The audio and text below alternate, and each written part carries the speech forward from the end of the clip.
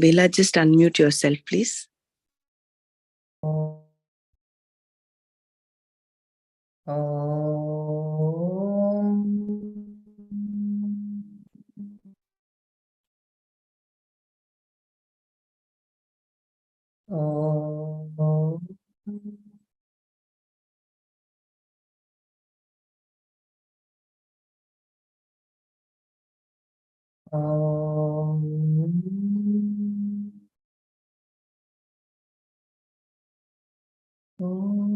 Sahana bhavatu Sahano bhunaktu Sahaviryam karavavahai Tejasvinavadhitamastu ma vidvishavahai.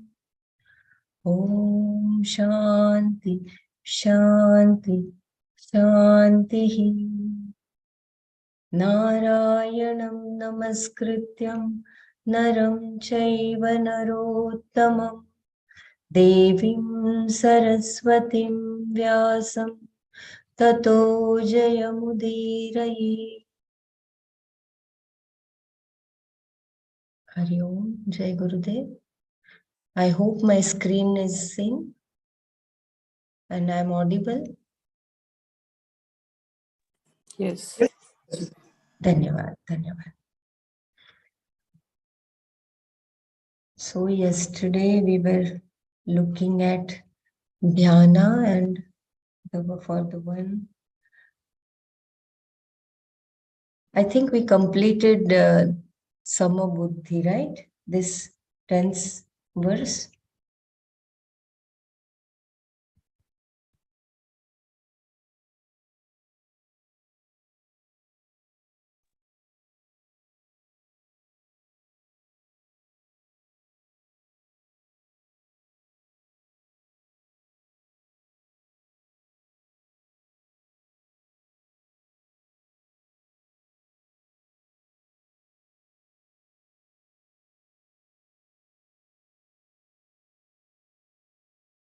They were very beautiful verses for all of us to contemplate for better meditation. Maybe you can just chant them at Shuchav Deshe Pratishtapya before we go to the next one. Huh? Okay, all the verses which we covered yesterday, right? 9th, yes. From 10th onwards. Yeah.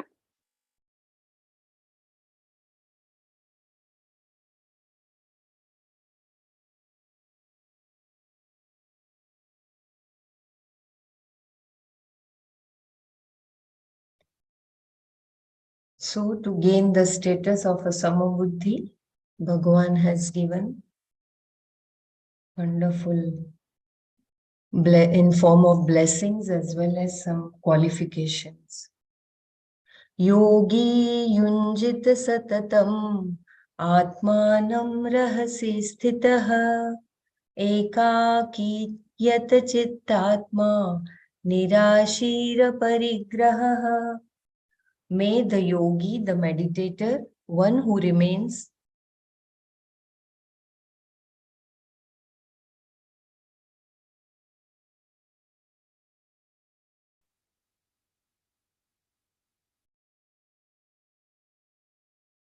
are you able to see the screen? The screen suddenly disappeared. Yes, I can see. Yeah. May the yogi, the meditator, one who remains alone in a quiet place, whose body and mind are relaxed, who is free from longing and possessions, constantly unite his or her mind with the object of meditation.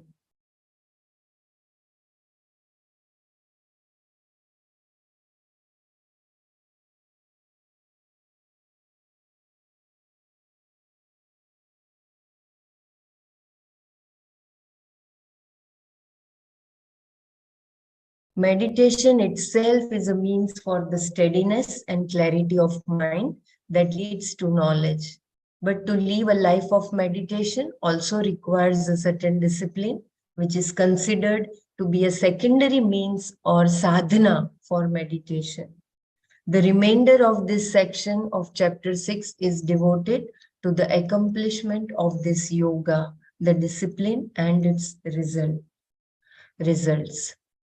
Shuchau deshe pratisthapya sthiramasanamatmanah natyuchritam nati nicham chailajina kushottaram tatraikagram manah kritva yatachittendriyakriyah upavishyasane yunjat yogamatma vishuddhaye. Having arranged one's seat in a clean place, firm, not too high and not too low, made of a piece of soft cloth, a skin and a grass mat layered in the reverse order, there sitting on the seat, making one's mind one-pointed, absorbed in the object of meditation, may the one who has mastered the mind and senses practice meditation for the purification of the mind.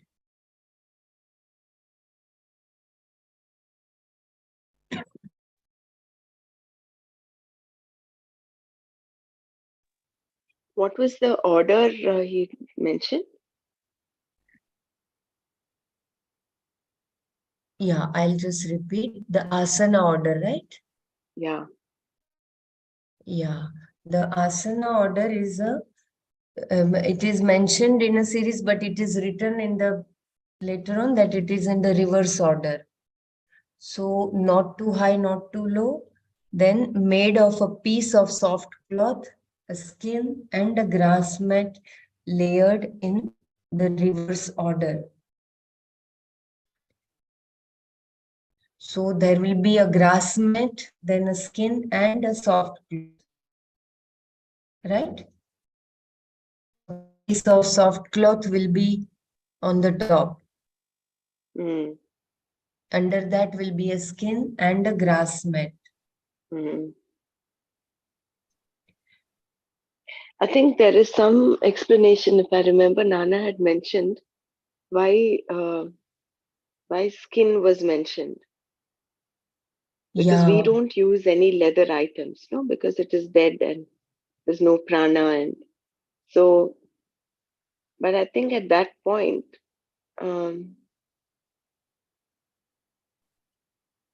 I can't remember what the exact reason was, but there was some reason why they used a deer skin. They would use a deer skin. Even I don't remember exactly. Yeah, I think But he had mentioned. I think what was mentioned, like Nanaji said, about the Kusha grass asana. Kusha grass was supposed to be like a pious thing. The Kusha grass, it's the dry Durva grass is called the Kusha grass, I think. Yeah, Durva and Kusha, they're the same actually, except that the Kusha is the longer Durva. Apparently, when the Durva starts flowering, it shoots up, it bolts up, and it becomes very tall. And then it flowers. Yeah. So that is the Kusha grass. So when that is dry, you use that as an asana. That is considered very auspicious. But I can't remember the skin explanation. Skin, I also don't remember. Kusha was related to Garud also, the Amrit Kalash which was kept on the Kusha grass, and the Nagas came and they licked it and their tongues got bifurcated. Mm. Yeah. I think they are electronically, electrical flow happens. The energy of flow from the grass. So whenever we Pratisthapana also we make for God, so we use the Dhruva, or this one, no? Dhruva, grass, to connect from the heart, from the this one to the heart of the God, when we establish puja. So similar to that, so we connect it to the grounding, like, when we use kusha grass. But I did not even understand about the skin, and that is in between the grass and the silk. I think that time. I don't know whether Swamiji explained this further in this for Okay, the I don't know shloka. that. We'll see. Yeah, I think Maybe maybe to we'll get read the further. warmth, like sitting on the ground, maybe to receive some warmth. I don't know. Think so. Imagine. And those days, no, ground was not I think it is mentioned here in the mentioned. later part. Okay then. Okay then. Then we'll wait and we'll read. Wait, we'll read. You'll not conclude.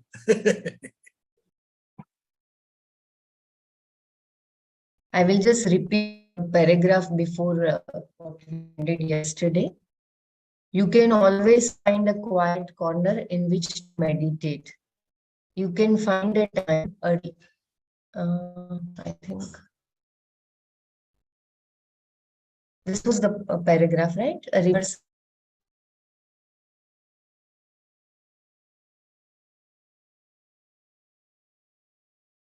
I will repeat from here only. In these verses, the word asana is used for the actual seat upon which the people should sit. How one sits is also called asana, which Krishna. Sorry, Bella, your voice is breaking a bit. Is it? It is the message is coming, your internet is unstable.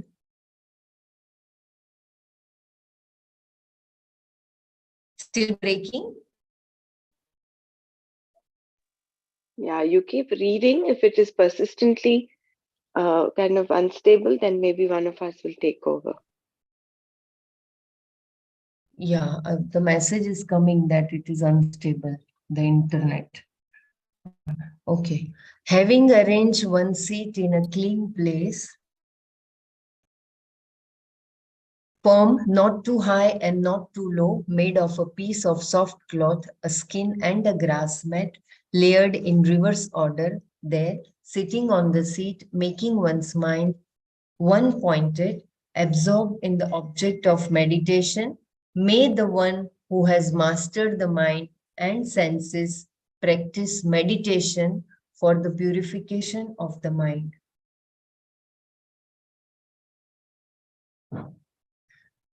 In these verses, the word asana is used for the actual seat upon which the meditator should sit. Asana, aste asmin iti asanam. That on which one sits is called asana, a seat.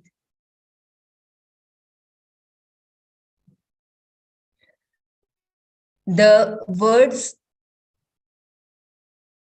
shuchau deshe describe the place where one sits, meaning that it should be a place.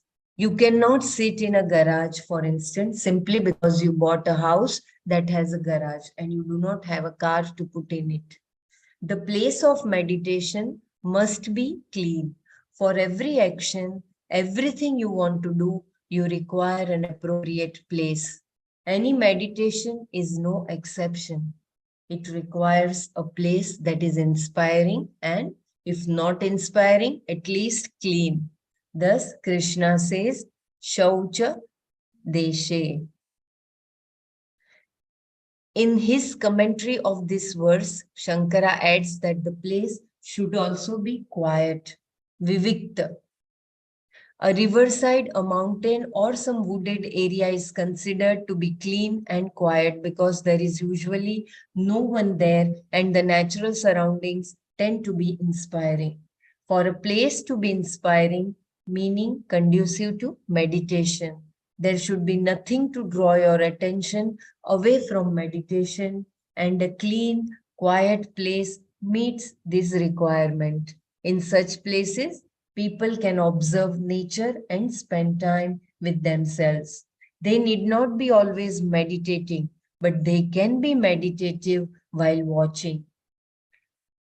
This does not mean that one must say, I have to meditate and therefore I have to found a mountain or a riverside. By your own action, you can make the place clean. Wherever you are, you can make that a place where you can sit quietly. Does this mean that you have to drive away the people who may be there? No, you need not do that, nor can you do it if the people are a part of your life. How then, you might ask, are you going to meditate? You can always find a quiet corner in which to meditate. You can find a time early in the morning, perhaps before the others get up, to do meditation. When everyone is sleeping and you are the only one interested in meditation, this is a good time to do it. If others in the house were also interested in meditation and also wanted to do it early in the morning, it could be a problem. So by getting up a little earlier, you have a quiet place. Some quiet corner is always available. Or if your home is always noisy, you can go to a nearby park or some other quiet place. When Krishna says here that one should arrange his or her own asana, he does not mean it in a possessive sense. It is not that you have a particular seat upon which you must sit every day. This is not the emphasis here. Rather, one's asana, one's seat of meditation, is in terms of what is most conducive to meditation. For example, the seat should be positioned firmly, meaning that it should not wobble. The seat may be a bench, a plank, or whatever, but it should be firm, sthira. It should not be too high, na atyuchrita, atyuchrita, a seat from which you could fall, nor too low, na atinicha, meaning that you should not sit directly on the ground lest you be bothered by insects and the dampness. Because the body has a tendency to become very relaxed in meditation and may even fall asleep, the fear of falling will be there if the asana is too high. Instead of meditating, you will be afraid and then distracted by the thought that you should not be afraid.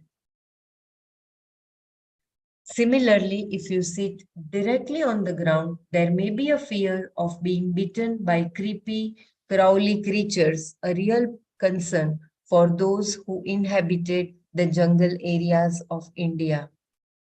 Na atyucharita and na atinicha can also be taken in another way. Some people think that they want to meditate, they should go to the higher altitudes, atyucharita, or into a cave below the ground, atinicha. But here Krishna advises against both locations. Meditation may seem to be very successful at the higher altitudes, like in Gangotri or like in Gangotri at about 10,000 feet, because the person who meditates will have no disturbance in his or her mind. But this is because the mind cannot think due to lack of oxygen. We meditate with a thinking mind, not an incapacitated mind. So here it is a nice advice that we have to meditate with a thinking mind, not an incapacitated mind. Therefore, to incapacitate the mind by going to high altitudes is not an accomplishment. In fact, you do not even know what is going on. Arranging one's asana in too low a place is also a problem for the same reason. There may be no sounds to disturb you in a cave dug into the ground, But again, there is the problem of the mind not being able to think because the oxygen supply is extremely limited in such places. Therefore, Krishna says here that one's seat of meditation should not be too high, na atyucharita, nor too low, na ati nicha. In other words, neither on a mountain top nor under the ground. So this was the point till which we had seen yesterday. The significance of the materials of the traditional asana. Krishna then mentions one final thing about the asana itself. Chaila, Ajina, Kusha, Uttaram. Chaila, is it Chaila, Brahmaraji, or Kaila? Chaila, I think. It's Chaila. Chaila. Yeah. Okay. Chaila means a soft cloth. Ajina is a skin, such as a deer skin or tiger skin, used by the ancient sages, and Kusha is a grass mat. The word Uttara completes the compound by referring to the order in which these three materials are to be placed one over the other. When three materials are given, one needs to know what should be over what, because it can be done in several ways. If, for example, you arrange your asana by first placing a soft cloth on the ground or floor, on top of which you put the skin and then the grass mat, you will not be able to sit there because to sit on a mat made of grass is a problem. I assure you. Shankara confirmed here that the order to be followed is the other way around. Viparita, with the kusha on the bottom, then the ajina on top of which is a soft cloth. Only then is the asana called chaila, ajina, kusha, uttara. I will repeat once again. You arrange, if for example, you arrange your asana by first placing a soft cloth on the ground or floor, on top of which you put the skin and then the grass mat, you will not be able to sit there because to sit on a mat made of grass is a problem, I assure you. Shankara confirmed here that the order to be followed is the other way round, Viparita, with the kusha on the bottom, then the ajina on top of which is the soft cloth. Only then is the asana called chaila, ajina, kusha, uttara. All this had to be said because meditation should not be done on the damp ground. In those days, all dwellings had mud floors and the benches or seats were made out of clay. If a person were to sit in meditation on such an asana without these three layers of material, after 3 months, their minds may have bent in the right direction, but their legs would be unable to bend at all, the knees having a tendency to develop arthritis when exposed to dampness. So, to avoid the dampness, the kusha was recommended, on top of which was placed a furred skin like a deer skin to make the asana warm. Finally, to avoid irritation from the skin, a piece of soft cloth was placed on top of it. This does not mean that you must find a deer in order to arrange your asana for meditation. This was simply what was done at that particular time. The skin of a deer was often chosen because the deer is one animal that is considered to be very clean, since it will not touch anything that any other tongue has touched. In the Indian religious culture also, this is a very common custom. No one takes a bite of something and then shares it with another person. Only in certain instances will people eat what has already been touched by the tongue of another. I will repeat this paragraph. This does not mean that you must find a deer in order to arrange your asana for meditation. This was simply what was done at that particular time. The skin of a deer was often chosen because the deer is one animal that is considered to be very clean, since it will not touch anything that any other tongue has touched. In the Indian religious culture also, this is a very common custom. No one takes a bite of something and then shares it with another person. Only in certain instances will people eat what has already been touched by the tongue of another. Food that has been offered to the Lord can be eaten, which is not a problem anyway, because the Lord has not actually touched it with his tongue. Similarly, food offered to one's forefathers through the Brahmanas who perform the ritual called Shraddha is also eaten. The forefathers are invoked in the Brahmanas, and then food is eaten by the Brahmanas who represent the forefathers. Again, the forefathers have not actually touched on the food.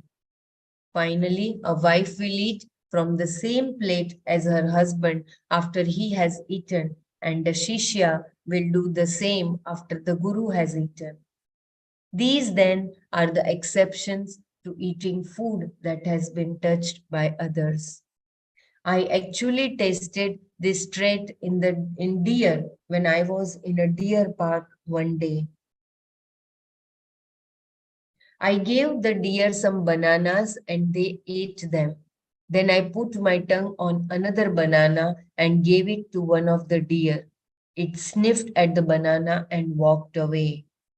Whether an American deer would be so careful about what it eats, I don't know. It seems to be the nature of the deer.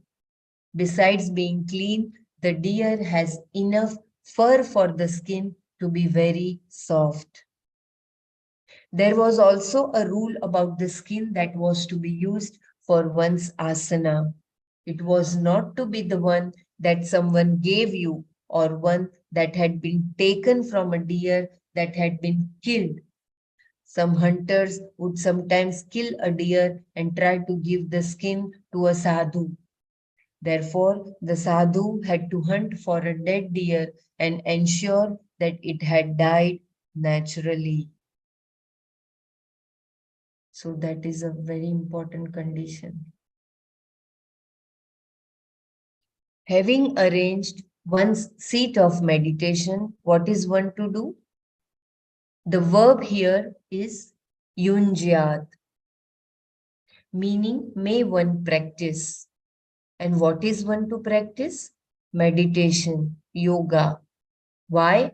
For steadiness and purification of the mind alone. Atma Vishuddhaye, not for anything else. Gaining knowledge of Atma is accomplished only by inquiry, vichara, which requires Atma Vishuddhi. The obstructions in the mind that prevent this knowledge from taking place have to be removed. This removal of the obstructions in the mind, antakarana pratibandhaka nivritti, is done through dhyana meditation. I will read this paragraph again. Having arranged one's seat of meditation, what is one to do? The verb here is yunjyat, meaning may one practice. And what is one to practice? Meditation, yoga. Why? For steadiness and purification of the mind alone. Atma Vishuddhaye, not for anything else. Gaining knowledge of Atma is accomplished only by inquiry, vichara, which requires Atma Vishuddhi. The obstructions in the mind that prevent this knowledge from taking place have to be removed. This removal of the obstructions in the mind, antakarana pratibandhaka nivritti, is done through dhyana meditation.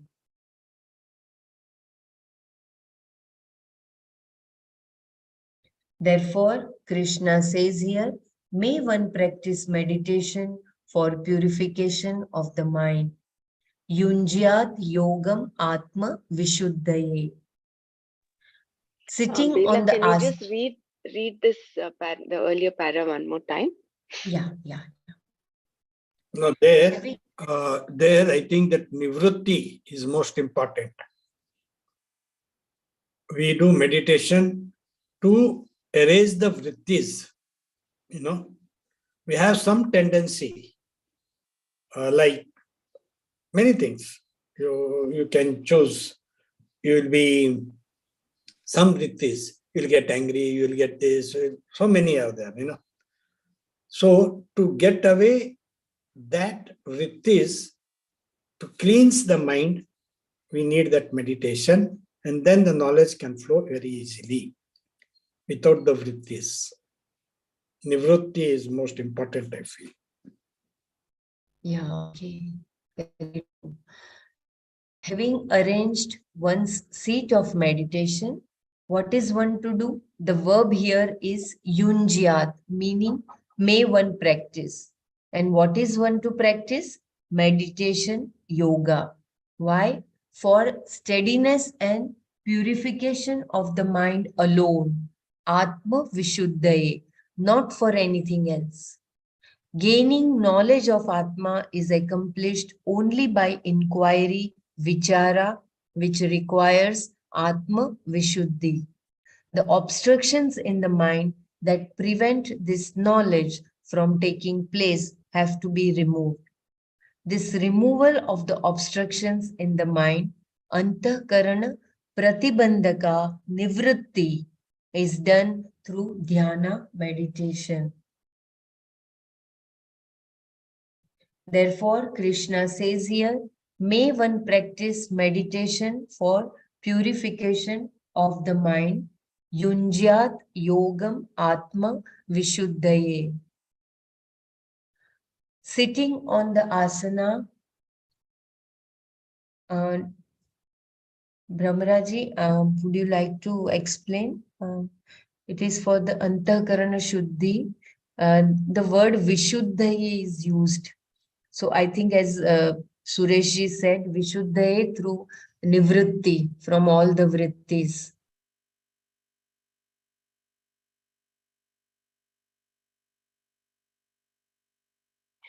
Yeah, I think alongside that, also to get that steadiness of the mind. Otherwise, the mind is constantly in a flux, no? Yeah. Keeps thinking of the past or the future. So, in order to remove those obstacles, those pratibandhakas, dhyana is a tool to achieve that stillness of the mind. Because it is mentioned that we require both the aspects. One is Atma, Antakarana Shuddhi, as well as, see, without Antakarana Shuddhi, a degree of Antakarana Shuddhi, we will not be able to meditate. Because the moment you close your eyes, you'll be bombarded by your raga dveshas, your to-do list, all that will come. So there is a degree of Antakarana Shuddhi required for you to sit and meditate. And vice versa. So, which is why seva is mentioned as deepening your experience of meditation, and meditation again increases the quality of your seva. So both are they work to enhance one another. So both need to go hand in hand.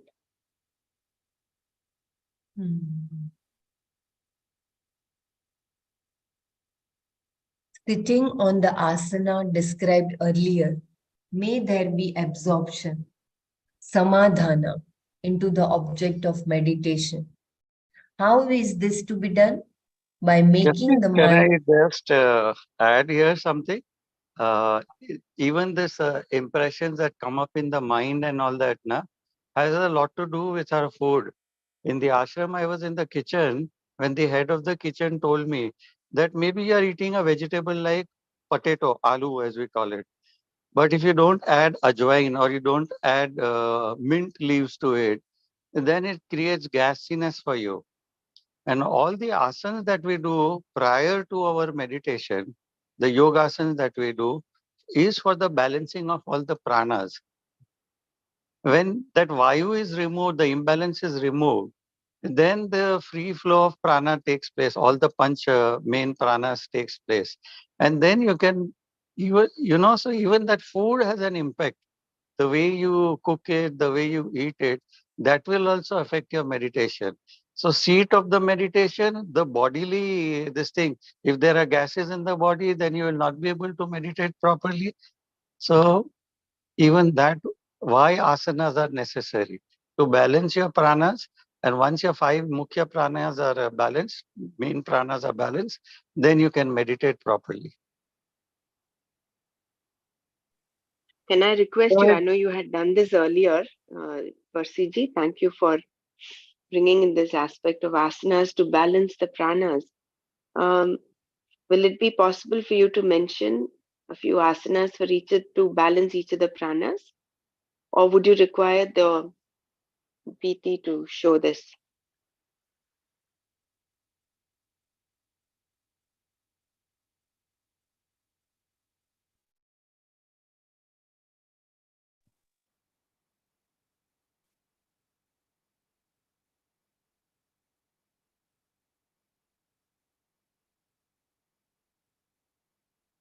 That was a wonderful aspect.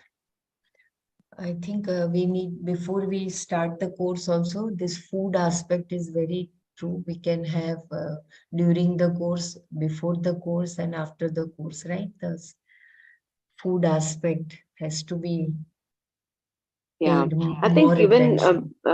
Bhagwan talks about that a little later in this, I think. Yeah. Sitting on the asana described earlier, may there be absorption, samadhana, into the object of meditation. How is this to be done? By making the mind single-pointed, ekagram manah kritva. Agra means what is in front and refers here to what is to be meditated on, that being one thing alone, eka. Thus, Krishna is saying to bring the mind to the object of meditation and let it be absorbed there. The person who does meditation is described once again as Yata Chitta Indriya Kriya, one who has mastery over the mind, senses, and their various activities. Because we tend to take this qualification lightly, it is repeated over and over again. And since it has been repeated so often, we should take it seriously. This means that the senses, which are usually directed outward, are withdrawn along with all other activities of the mind. And the person who does this is called Yata Chitta Indriya Kriya. Being such a person, may he or she meditate. Yogam Yunjyat. Yeah, so here I will repeat once again this paragraph. The person who does meditation is described once again as Yata Chitta Indriya Kriya, one who has mastery over the mind, senses, and their various activities. Because we tend to take this qualification lightly, it is repeated over and over again. And since it has been repeated so often, we should take it seriously. This means that the senses, which are usually directed outward, are withdrawn, along with all other activities of the mind. And the person who does this is called Yata Chitta Indriya Kriya. Being such a person, may he or she meditate. Yogam Yunjyet.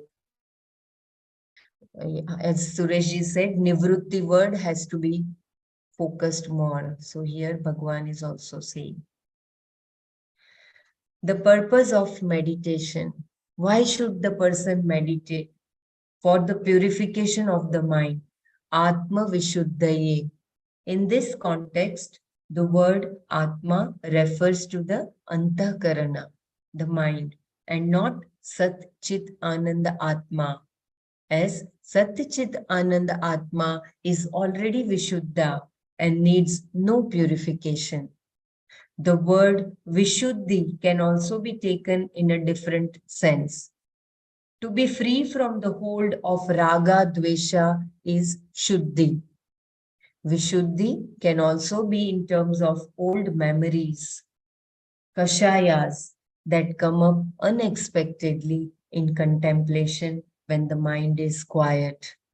These memories lie under the surface and are like the decaying organic matter that lies under the water, producing certain gases that bubble up to the surface.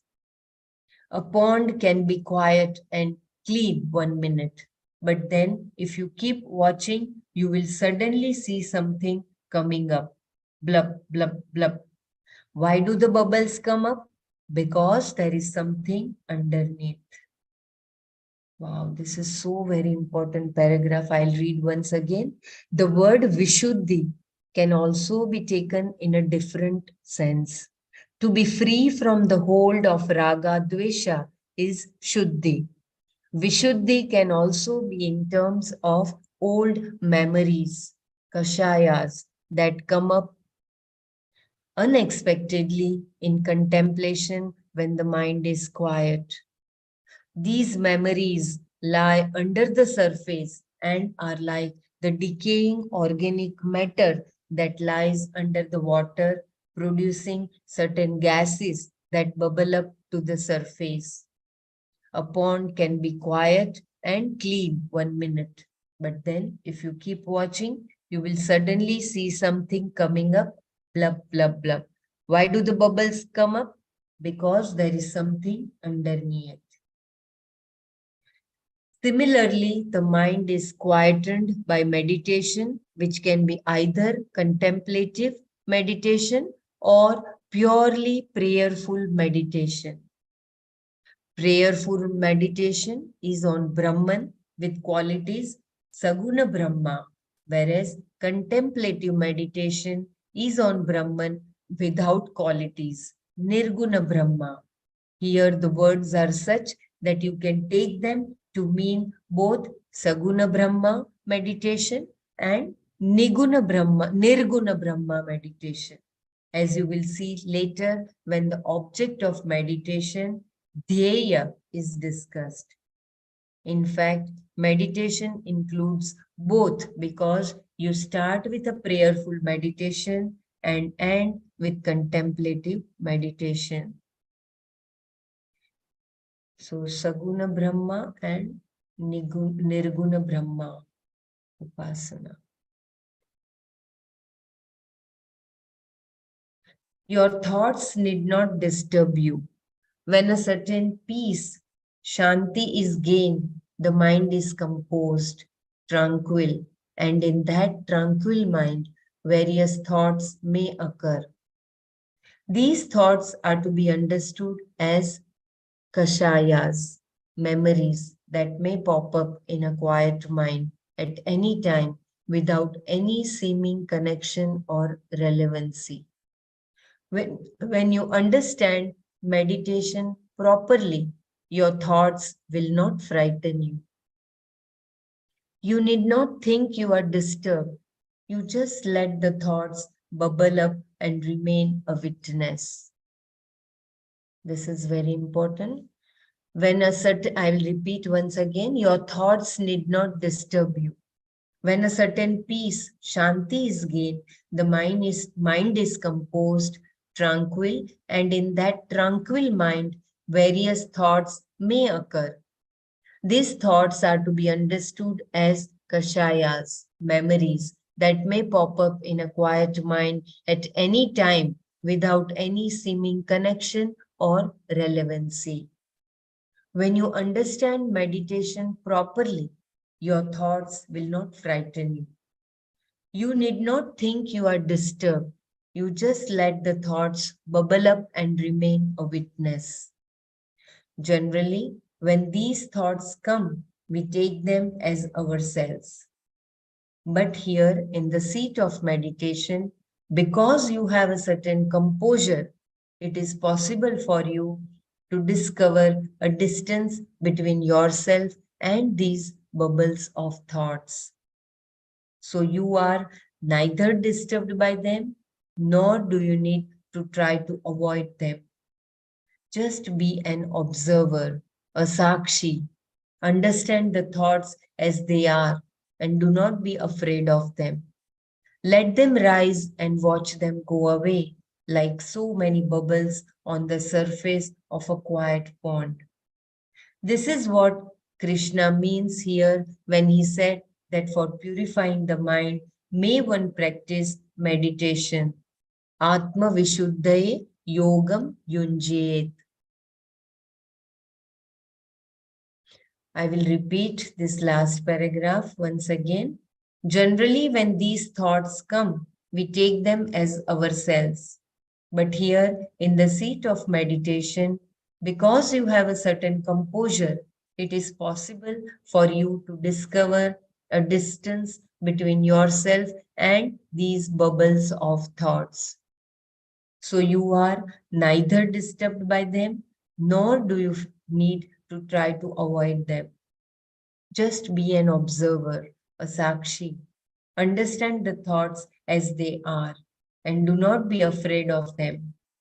Let them rise and watch them go away like so many bubbles on the surface of a quiet pond. This is what Krishna means here when he said that for purifying the mind, may one practice meditation. Atma Vishuddhaye Yogam Yunjayet. Very important, brilliant. Yeah. That's what, if you observe the thoughts and it puts you out sometimes, don't come out of it. Yeah, that's why Guruji tell, no, like watch them as the clouds going and coming and going. Yeah, without getting involved in those thoughts, we should witness. Yeah. Very important, this sentence. Yeah, thank you. Yeah. How prayer purifies the mind. Prayer can bring about Atma Vishuddhi because it brings about a certain change on your part, a glad acceptance of what has gone before or what has happened in your life. Usually we spend our lives fighting against this. This glad acceptance of the past requires a certain intimate acceptance on your part, a prayerful acceptance of what has already happened. Therefore, prayerful meditation takes care of your raga dveshas in terms of the past, what I would have liked to have happened, what I should have done, what should not have happened to me, etc. All the things that usually bother a person. This too is called Atma Vishuddhi. And again, the release of various kashayas, samskaras, or impressions that are deep within the person, those unassimilated, undigested, hurtful experiences that are stored in the form of memories is called Atma Vishuddhi. I will read this important paragraph once again. How prayer purifies the mind. Prayer can bring about Atma Vishuddhi because it brings about a certain change on your part, a glad acceptance of what has gone before or what has happened in your life. Usually, we spend our lives fighting against this. This glad acceptance of the past requires a certain intimate acceptance on your part, a prayerful acceptance of what has already happened. Therefore, prayerful meditation takes care of your raga, dveshas in terms of the past, what I would have liked to have happened, what I should have done, what should not have happened to me, etc. All the things that usually bother a person. This too is called Atma Vishuddhi.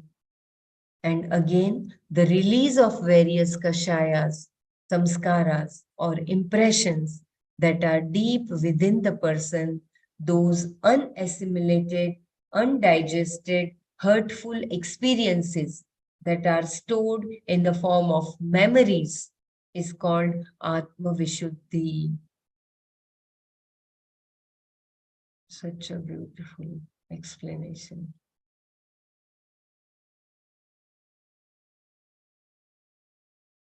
Identifying oneself with one's thoughts or the physical body, thinking that anything that happens to the body happens to me is an obstruction, pratibandhaka, a great impurity, a shuddhi for the one who desires liberation. This identification has to be removed. Anything that has to be removed, anything that is unclean is called ashuddhi. To eliminate ashuddhi, contemplation is helpful. Contemplation is not for Atmagnan, it is for Atma Vishuddhi alone. I will read once again this paragraph. It is very important. Please pay attention. Identifying oneself with one's thoughts or the physical body, thinking that anything that happens to the body happens to me is an obstruction, pratibandhaka, a great impurity, a shuddhi for one who desires liberation. Identification has to be removed. Anything that has to be removed, anything that is unclean is called ashuddhi. To eliminate ashuddhi, contemplation is helpful. Contemplation is not for Atmagnana. It is for Atma Shuddhi alone. So beautiful. Meditation facilitates inquiry. Since Atmagnana is Vritti Gnana, it can only take place by the operation of a pramana. Pramana vichara alone produces Vritti Gnana and destroys self-ignorance. I will repeat this once again. Meditation facilitates inquiry. Since Atmagnana is Vritti Gnana, it can only take place by the operation of a pramana. Pramana vichara alone produces Vritti Gnana and destroys self-ignorance. And for this Vritti Gnana to take place, the various pratibandhakas that are there due to raga dveshas, kashayas or viparita bhavanas have to be removed, and this removal is taken care of by dhyana meditation. I'll read once again. And for this vritti gnana to take place, the various pratibandhakas that are there due to raga dveshas, kashayas or viparita bhavanas have to be removed. And this removal is taken care of by dhyana meditation. Saying that pramana vichara alone produces knowledge does not mean that you give meditation or prayer a lesser place. There is no lesser place, in fact, because meditation is for Atma Vishuddhi. It occupies an important position in the life of a seeker. Thus, Krishna says, may one do meditation, yogam yunjayet. This is an important point to note because it is commonly thought that Vedanta is only a theory and it is dhyana, the practice of meditation, that produces the knowledge. This is not true. Dhyana is for Atma Vishuddhi, not for Atma Jnana. Even though ultimately it enables Atma Jnana to take place. The knowledge itself depends entirely upon Antahkarana Vishuddhi, because it depends on a mind that is fit for the knowledge. In making the mind fit for knowledge, dhyana is important. Although there is a certain order involved here in terms of dhyana being necessary for the first step of preparing the mind, dhyana itself does not produce knowledge.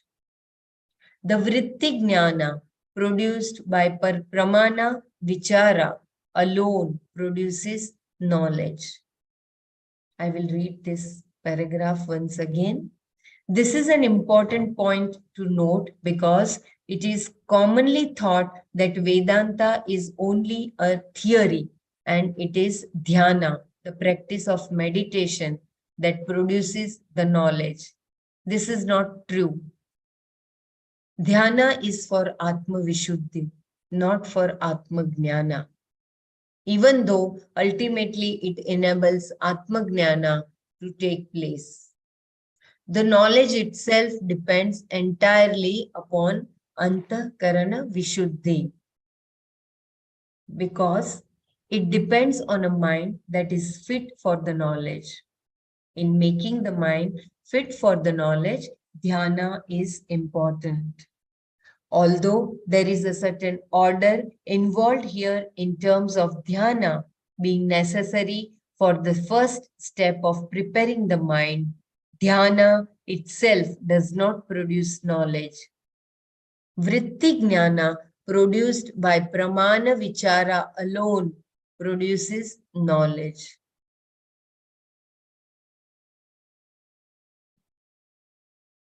Having described, anyone would like to share, or I can go ahead with news verse?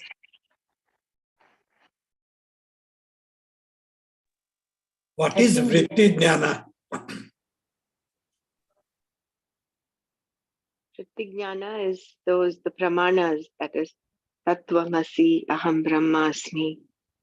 So that is a vritti jnana that you get from the pramanas. So that is why, if you remember the earlier verse, Arurukshor Muner Yogam Karma Karana Muchyate Yoga Rudasya Tasyaiva Shamah Karana Muchyate.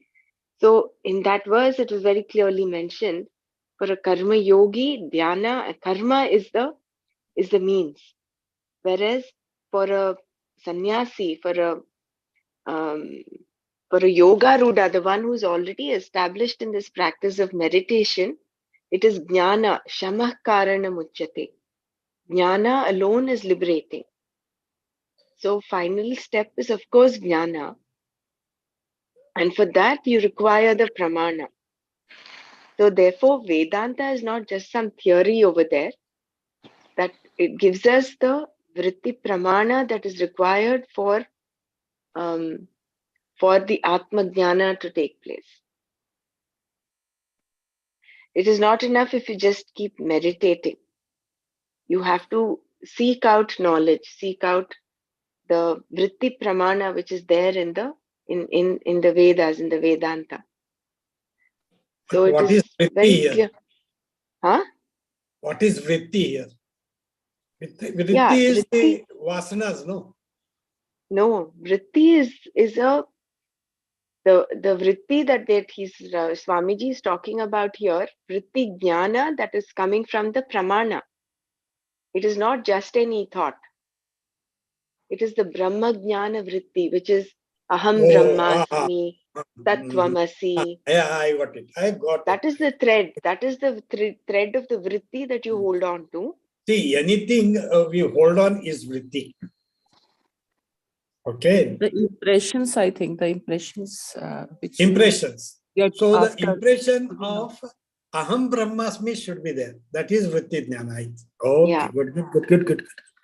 You remember that Yeah. Brahmarakita Nyaya, where in Atma Bodh we learned, no? The vast the mother wasp, Yes, goes on yes. circulating around that cocoon where that little worm has to transform into the wasp. And he goes on buzzing and buzzing and buzzing. So this is what that larva keeps listening to, and finally transforms into a wasp. Good. Mm. So similarly, that is what is liberating. So dhyana is like it's a preparatory step to create that Atma Vishuddhi. And this is so in sync with what we are taught in Sahaj. Yes. The bubbles that come up from the surface of a still pond are like all those past impressions. They just keep coming up. They're not connected, but they are there. When they come up, you just be a witness to them and let them come up. Just be a witness. Good. So this whole shloka is our Sahaj meditation. Very good. And also advanced course. Persiji should help us in explaining this. Persiji. I think there's some issue with his internet because he just rejoined again.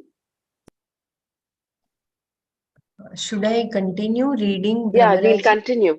We'll continue. Okay.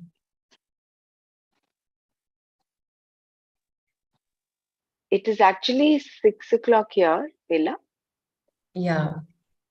So that's why I was asking that should Yeah. we, because there is a new verse now. So if you want me to just complete once again this paragraph, this from here Yeah. Yeah. to here, I will just read once again because that is important. Right. This is an important point to note because it is commonly thought that Vedanta is only a theory and it is dhyana, the practice of meditation, that produces the knowledge. This is not true. Dhyana is for Atma Vishuddhi, not for Atma Gnana, even though ultimately it enables Atma Gnana to take place. The knowledge itself depends entirely upon Antakarana Vishuddhi because it depends on a mind that is fit for the knowledge. In making the mind fit for knowledge, dhyana is important. Although there is a certain order involved here in terms of dhyana being necessary for the first step of preparing the mind, dhyana itself does not produce knowledge. The vritti jnana produced by pramana vichara alone produces knowledge.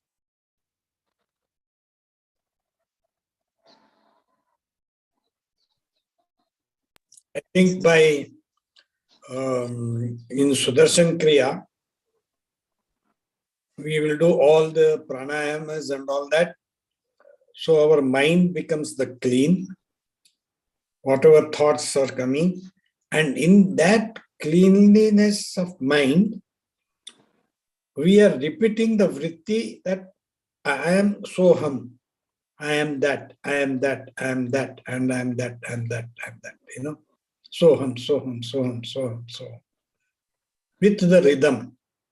And that rhythm makes it, I feel, such a good Guruji has done. Wonderful. I'm analyzing the Sudarshan Kriya. So we get automatically vritti dhyana, that is the pramana of the highest knowledge. Therefore, that is Sudarshan Kriya is the highest knowledge we get.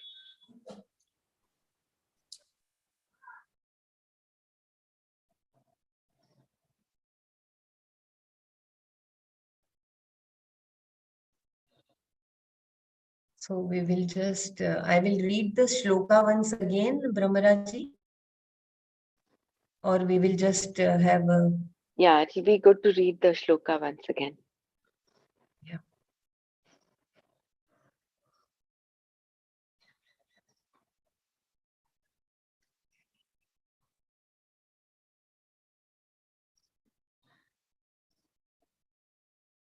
Meditation itself is a means for the steadiness and clarity of mind that leads to knowledge. But to live a life of meditation also requires a certain discipline, which is considered to be a secondary means or sadhana for meditation. The remainder of this section of chapter 6 is devoted to the accomplishment of this yoga, the discipline and its results. शुचौ देशे प्रतिष्ठाप्य स्थिरमासनमात्मनः नात्युच्छ्रितं नातिनीचं चैलाजिनकुशोत्तरम् तत्रैकाग्रं मनः कृत्वा यतचित्तेन्द्रियक्रियः उपविश्यासने युञ्ज्यात् योगमात्मविशुद्धये.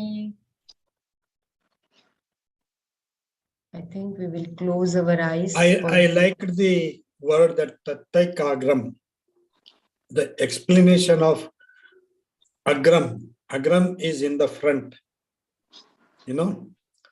and the object of our meditation, Tattaikagram. Very beautifully explained. It hammers each and every word is such a beautiful word here in this.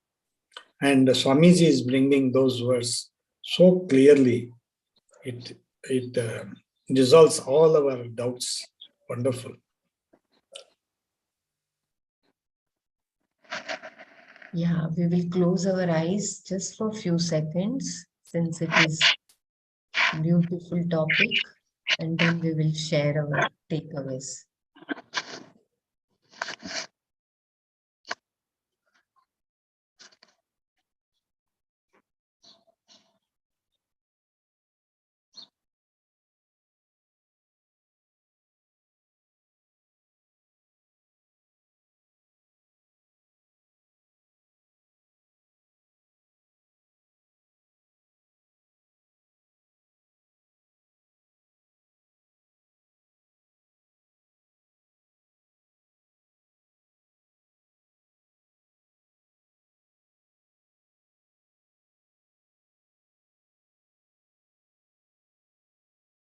Jai Gurudev, let us share our takeaways from today's explanation.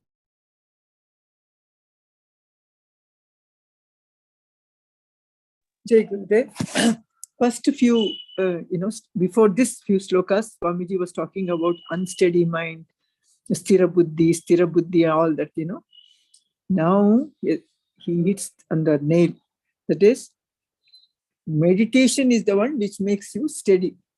Okay, then what happens during meditation? Past impressions will surface. So you have to first forgive yourself. Whatever we have done in the past, it will surface. Forgive yourself, then observe like a witness, then let go. This is the process. Then mind gets cleansed, then you become steady in meditation. Mind also will become steady. This is what I understood today. Thank you, Jai Gurudev.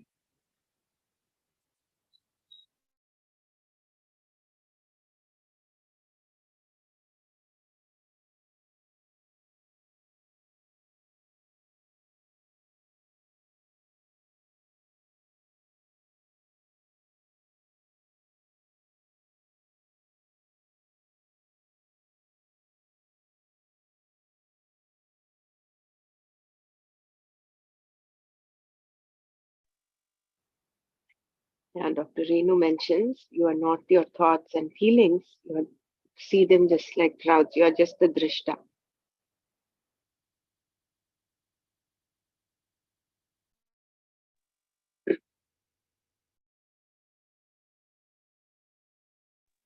I liked that prayerful, when that prayerful, whatever we have done in the past or something, whatever it is, we accept it and submit it. That explanation is so good. And we do it in a Sahaj course. Whatever you are fantasizing and all that, just surrender it, They say it. It is the same thing that it's the prayerful. when mind becomes still, as the pond is still, and some under some stone or something, that gas forms, the bubbles come up, So those vrittis which we had, so they come up. So accept it and submit it. That prayerful meditation. He has given, contemplative and prayerful. So beautiful it is. So wonderful. So we do all this in Sahas. One thing I want to add, that the prayers we do, the verses we chant, all the Vishnu Sahasranam or any Durga Sapshati, anything, they also help in cleansing our mind, making the Antakarna Shuddh, which helps a lot in meditations. When you repeatedly chant some verse, the Strotams, they definitely give you instant energy also. Besides, it helps in making your mind steady also. So it helps in meditation too. That's my input. The whole point about doing this meditation is for Atma Vishuddhi, which is to cleanse the mind. And that prayerful acceptance, when you're in that prayerful acceptance, your raga dveshas will not toss and turn you over. You're in total acceptance at the moment. And you're bringing yourself to that witness consciousness where all these little past impressions, that when your mind, like the pond is still, like that blub, blub, blub, all those gases that come from underneath. So all those vasanas and the impressions that we may have collected over the last several lifetimes, so they start surfacing up. And meditation is therefore a practice that is allowing them to get released, so that deeper cleansing is happening. So meditation has that role. It is only as a step for creating Atma Vishuddhi. Ultimately, you require the Vritti Jnana for Atma Jnana to happen. So when you prepare your mind well enough, and you've done, and you're also following knowledge, with that vichara of the Vritti Jnana that you get from the Pramanas, then Atma Jnana will happen. When that happens, again, is based on grace, on so many factors. But here, the two important steps, important things for us to remember is meditation alone is not an end in itself. Meditation is a preparation of the mind. So alongside that, you will need to follow. You will need to seek knowledge, gain knowledge, acquire knowledge, that is from the pramanas, and do contemplation. And the meditation is a tool again to remove all these pratibandhakas, this identification with the body, with the mind. All this is the entanglement. So using this tool of meditation, we slowly release this hold that we have of identification. Again, bringing us back to that self-hypnosis. We have to de-hypnotize ourselves from the concept that I am the body, I am the mind, I am my intellect, memory, the ego. So when you de-link yourself from all of that and just look at yourself as a witness, then you're preparing that mind. And with regular practice, this stillness becomes more steady. That steady stillness, with that vritti jnana, then knowledge will dawn. And I think anyone else can share. And I would just like to talk about the Chailajana Pushottaram. We had those initial, just to clarify that. We can say regarding meditation that, is. sorry. No, please go ahead. Regarding the deer skin, the layers that are to be put of durba grass, then on top of it deer skin, and then a soft cloth. There, the positive connotation of the durba grass, that it has a pious effect on us. Then the deer skin, any skin that we use, whether it's tiger skin or deer skin, any animal skin that we are using is dead skin. And that means it takes away the positive energy that is coming into our body. So when we are doing pranayams and life force energy we are talking about, that energy itself is drained away into the skin. The rishis, munis of the olden days had they had knowledge about how to not let it percolate down into the skin and uh, you know uh, retain the positive energy inside the body. Like when we do the advanced course, we learn bandhas and mudras. Then we know how to retain that universal energy which has come, the healing energy which has come into our body from the macrocosm into our pind, our body, into the microcosm. And then when we apply these bandhas, we are retaining that energy for a longer period of time.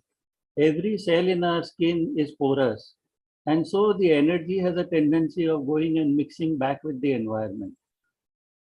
So the deer skin would drain it out. Now, when you put a soft cloth on top of it, then you're creating a layer by which the energy will not get drained out. The rishis could sit directly on the skin also because they had the knowledge, just like we have knowledge of bandhas and mudras, those of us who have done the advanced course. So we know how to retain the energy for a longer period of time in our body. Yes, Parsiji, very nicely explained. I think the skin is bad conductor of energy. So whatever the energy we get for the meditation, it should not be drained like in the earth. No, rather, it takes away the energy, so it cannot be a bad conductor actually. No, It actually takes it is away a the bad conductor. positive energy. Bad conductor would not take it. A piece of cloth, the durba glass, that would be not taking away the energy. No, it should not be See, the drained. No, explanation given here, uh, the explanation of why the deer skin is used was um, in those Purity. days, it was all mud, and mud is cold. So if you're sitting for prolonged times doing dhyana and you're just sitting on the kusha grass, you can develop things like arthritis and all that. So because of that, in order to create that warmth, the deer skin was used. And why deer skin? Also, Swamiji very nicely explained. The deer is one of those animals that does not touch food that is touched by others, that is licked by others. So it is pure. Deer signifies that purity. Why not a tiger skin or any other skin? It is mentioned deer skin, right? I think that's what Yes. Swamiji was mentioning. It was any animal skin that they were using at that time. And deer skin was preferable, of course. When I went to Karmashila, uh, there are courses that Chaya Anna conducts in different languages. One of the languages, advanced courses, he conducts in English also. I'd gone for that once to him. And there he sends us off on nature walk to the falls and then to caves, different days for nature walk. And where he conducts this Karmashila place is a rainforest. When you go to a cave, you realize how difficult it is to go into a cave, reach the cave, go into a cave, and then sit inside the cave. It is not a very easy pathway that we have. So probably because hardly people go there, the place is pious. The environment, when we do the advanced course, we talk about the 5 types of restlessness. The place, sometimes you go to a hotel and you don't get sleep because some negative activities have happened in the room which you are occupying. So you may not get sleep there. So similarly, the environment has an effect on you where you sit and meditate. All these things, food, environment, what you sit on, Gurudev says, don't sit on your bed and do meditation where you sleep. These things are there that curbs your thought process, and it helps in curbing the thought process, not you having negative thoughts, etc. Yeah, yes, sir. But there was another, that's very nice. There was another statement that Swamiji mentioned. He says, you will not sit in a garage and meditate just because you have a garage. But then ultimately, it is you are creating a clean place in your mind. So initially, although when you start your practice of meditation, it's very important, Shuchau Deshe and all that. That's important. But as you go along, the the binding factor of having to have a clean place to meditate alone will not be a limitation for your meditation. It is more an attitude in your mind. That is why we say Sahaj can be done anywhere. Although it is good when you begin the practice to have a place where it's sanctified, and you go back to that place and you keep doing your meditation there. The moment you enter that place, it brings in that positive vibe, and it's easy for you to slip into meditation. That alone should not be a limiting factor. That you meditate is important, and more than the physical space, it is creating a mind which is clean, um, creating that seat of meditation in your mind.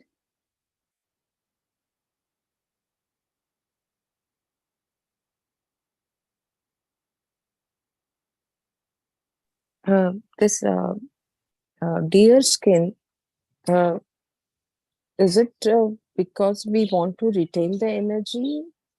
Pasiji was saying that it would absorb the energy, but then we want to retain the energy, right?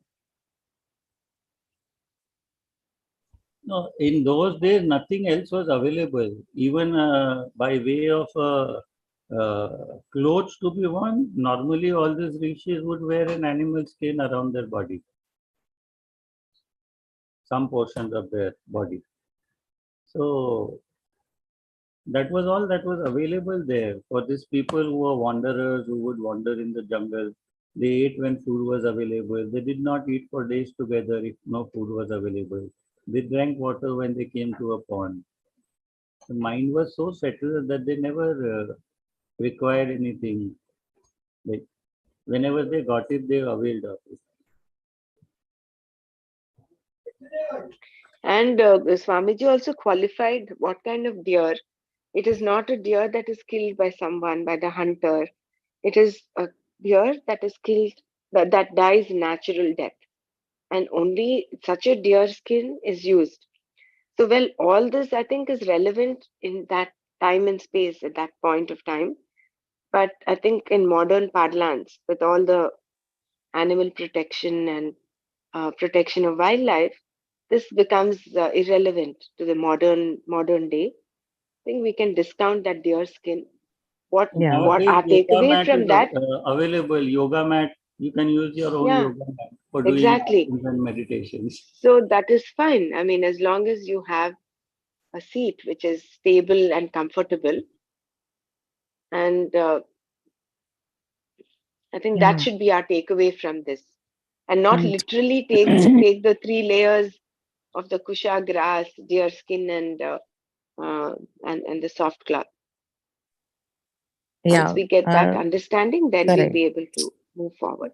Ideal Maybe was to we be can take. comfortable. Any discomfort in the body would cause a disturbance in the mind. Then what meditation? Meditation won't happen. Percy Right. ji, you had mentioned uh, balancing all the pancha pranas by doing asanas before we start meditation. I think your internet was shaky. Maybe you'd left the meeting then. Will it be possible for you to share out of memory what are the asanas for which prana? Or you want I to have? wouldn't often remember like that without the chart in front of me. But normally what I do is all the backward bending asanas, the forward bending asanas, will take care of a few pranas. Then when we do the spinal twist, like Maschendra asana, all the twisting asanas that we do, the Nakraj asana that we do in Padma Sadhana, all those asanas will take care of the lower vayus, the gas forming vayus, like how we say Pavan Muktasana is wind releasing asana. So in the lower abdomen. So all those asanas, these few asanas will take care of it. Kapal Bhati, then Surya Namaskar done at a fast rate will take care of one of the pranas. So all this, I just remember that when I have those figures in front of me, then I can tell which prana it is taken care of. But offhand, I know that by doing all these asanas, all the pranas are balanced out. Very beautiful. So Maybe should we revisit that once tomorrow? Yeah. I think in advanced course, Prasiji may tell us. Yeah, in advanced course, we will be in any case taking it up.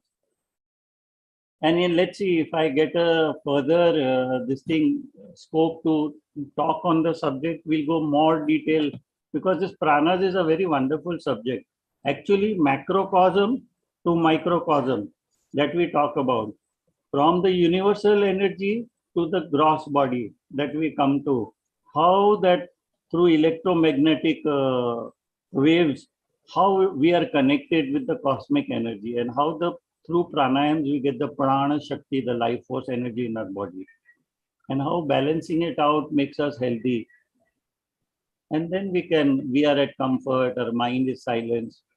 Each prana, like the first prana itself, which we call prana, is moving from the chest to the head. It is like the CEO of a company. All the strategy planning is taken place over there. So why it is so important that the prana is balanced properly, the brain functions properly. All this has so much of significance. If children were to do just a few pranas and they do the kriya, how they would benefit in their exams and all that. Rather than not having time during examination time to do kriya, I should say they should do the kriya. Then whatever is to be absorbed, they will be able to absorb much faster.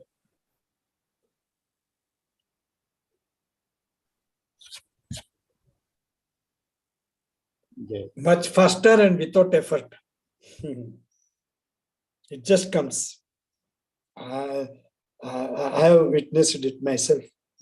Even during this intuition processes that we do, I have had occasion to work with the intuition teachers, because when we go out to open out a new place, we work together with other teachers. So children are also taken care of.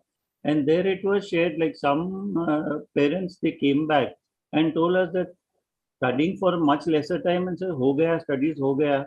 And then they are getting good marks in examination. That the retention, the absorption of the knowledge is so much faster after doing the intuition process. It is not just going blindfolded and being able to see colors or saying what is written. It's not just that. Even here, the absorption of the knowledge is much faster after the intuition course. See, we keep repeating the paragraph again and again because we are not able to retain it in one reading. That is why we repeat the paragraph. For them, that is not necessary. Once they have done their intuition course, they are able to, it just like a lightning bolt, it just goes into them. They absorb it so fast. So what they would study for 2.5 hours, probably now they're doing it in half an hour to 1 hour now. Those who are regular practitioners of the intuition practice, they've become so good at it. And retrieving also is very fast, retrieving whatever they had gained to come out, that also is very fast. Yeah, that is why they're scoring well in exams. No? Yeah, that is what the parents reported to us. This I have myself witnessed it. On my case only. I was doing all this unknowingly, but I am now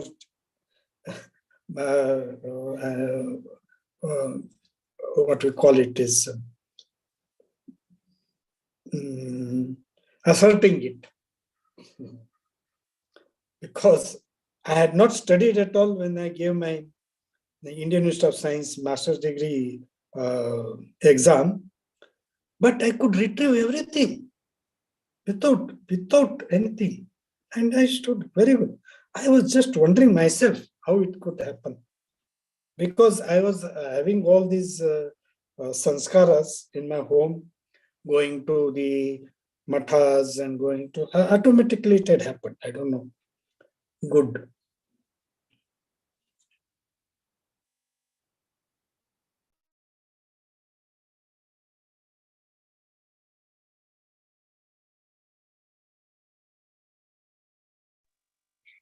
I think we can close the Manana Bela if no one has anything.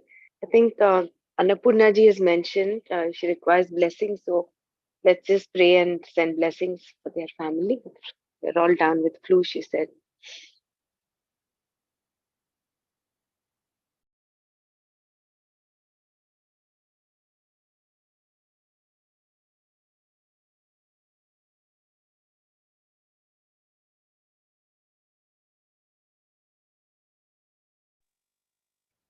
ॐ लोका समस्ता सुखिनो भवन्तु ॐ शान्ति शान्ति शान्तिः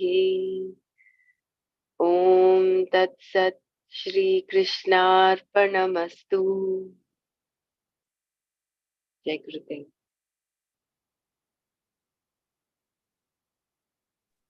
Jai Gurudev, thank you so much for the blessing. धन्यवाद सर्वेभ्यो.